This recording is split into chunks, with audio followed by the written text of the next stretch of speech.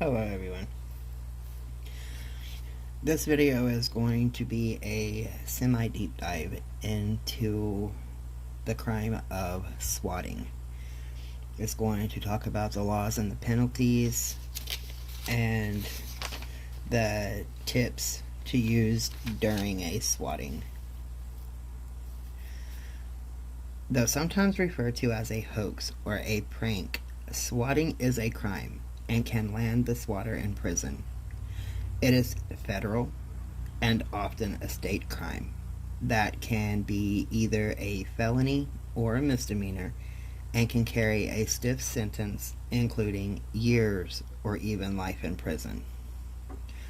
Swatting happens when one or more people make a false report to emergency dispatchers, usually through 911 calls.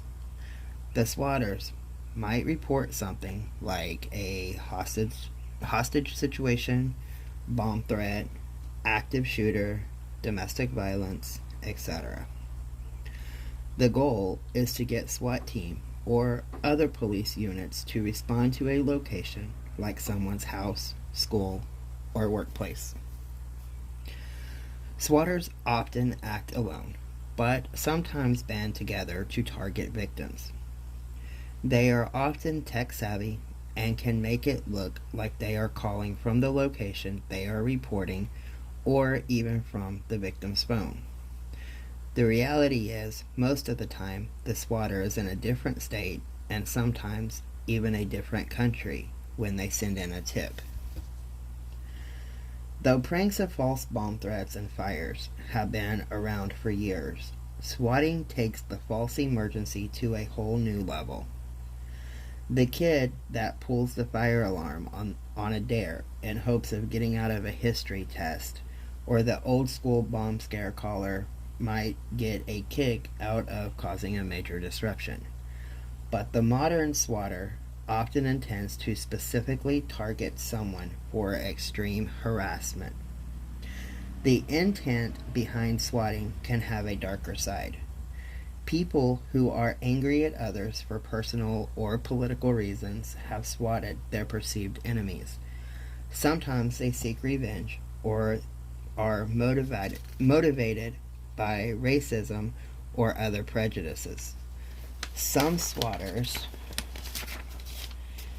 simply enjoy the power over their victims or are just complete assholes. No matter what the motivation is, swatting is dangerous because it can lead to a violent response from the police who believe they are dealing with a lethal threat. Swatting can also cause extreme and lasting distress to victims who find themselves suddenly swarmed by officers in tactical gear, pointing weapons and yelling orders. It can also pull officers away from valid emergencies that could be happening elsewhere during the swatting incident. Doxing and its relationship to swatting. The term doxing refers to publishing someone's personal info online without their permission. Sometimes doxing involves exposing the real identity behind an anonymous username. Doxers often publish the information so that others can use it to harass someone. Swatters can use information revealed through doxing, such as someone's address or other personal details, to target a swatting victim. The federal government and many states have laws that make a swatter... The federal government and many states have laws that make swatting a crime. Under federal law, depending on the facts, a swatter can be charged with several possible offenses.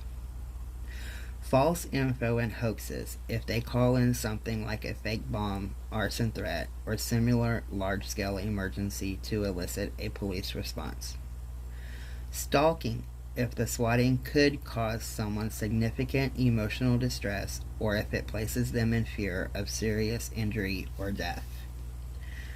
Internet threats, for threatening to injure someone. Wire fraud, for relaying false information that causes a waste of law enforcement resources. Swatters can often be charged under state laws too. Many states make it a crime to call in fake bomb threats or other false emergencies. Depending on the facts, state prosecutors might charge other offenses as well, such as criminal threats. Even milder forms of false reporting that wouldn't likely elicit a full-blown SWAT response, such as reporting a robbery, domestic violence situation, or other assault, can be charged with false reporting. Some states, like California and New Jersey, have passed laws that make false reports hate crimes when they are racially motivated or stem from other prejudices against protected groups. The crime of fake reporting can lead to a conviction of 5 years, but if serious bodily injury occurs, the sentence increases to 20 years. If a death occurs, the person could face life in prison. When a person engages in the illegal act of swatting, he or she or they may face additional complications when the matter involves multiple states. Within multi-jurisdictional concerns, this could lead to different types of charges and penalties than the person would normally expect when attached to similar problems. Because of the complicated involvement of multi-jurisdictions, the incident that occurred, and the added person that caused the event, there are experts that often examine and assess how to proceed through the swatting issue. One legal issue could involve murder charges for the death of a person being pranked. An expert assessor of the issue may need to explain the connected charges for the third party. While some swatting incidents are state crimes, others involve federal courts. This could increase charges and possible penalties such as obstruction of justice, conspiracy, interstate communication, and other federal crime issues. Apart from jail or prison time, depending on the swatting issue, it can lead up to fines as high as $100,000. So, tips to use during a swatting. And that's exactly what this is, just tips. Every person in every incident, there will be many, many factors, and they may not all be controllable. So this is just simply basic tips. You can put your own twist on them to make sure that they work for you. You can follow them, you can ignore them, you can create your own.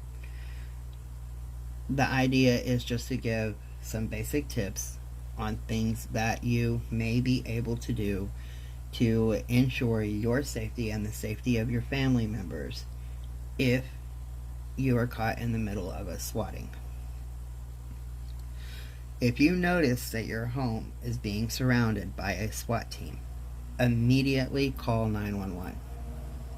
Tell the operator your name and your address, and that you believe they either have the wrong house or that it has been a fake report. The dispatcher will make contact with the units outside of your home. While you are on the phone with the 911 operator, move everyone to a safe location, closet, bedroom, bathroom, etc. But do this in a slow fashion because you don't know if they have eyes on the inside of your home.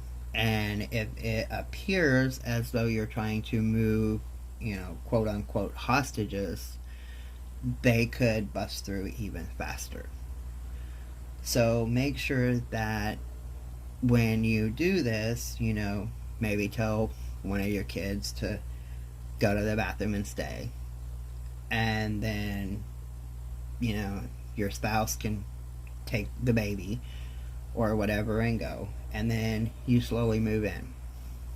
But do this while you're still on the phone with the 911 operator so that she can or he can also relay to the units outside that you are trying to move your family to safety. You can tape a note on the door to the safe location or in a hallway or something leading to it that says, "Don't shoot, we are not armed," or "You have the wrong house, don't shoot," "It's a hoax, don't shoot," etc., depending on what the 911 dispatcher has told you. If the dispatcher advises you to go outside, tell them what you are wearing. Try to avoid wearing something that could give the cops the wrong idea, such as masks, hoodies, gang colors, etc. You know, the whole stereotypic views of what criminals look like. Which, by the way, I don't view it like that. Just saying. Open doors with hands up and follow any instructions that are being yelled at you, such as lay on the ground, walk backwards, etc. Do not run. Do not make any sudden or jerky movements.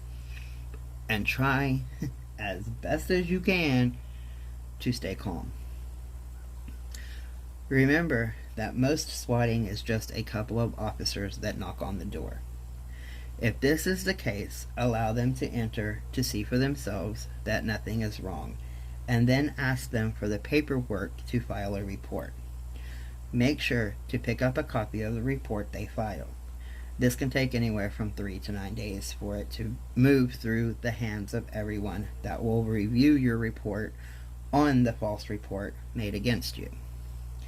If you know who made the false report, turn over all information and documentation. You can also request for you to receive a copy of the 911 call or the email or the text or any way that the tip was turned in. You have rights to receive that documentation. If you don't have anything, but you can get it, turn it in as soon as possible. Don't stop there though. Report things higher up. Report it to the FBI or the DOJ.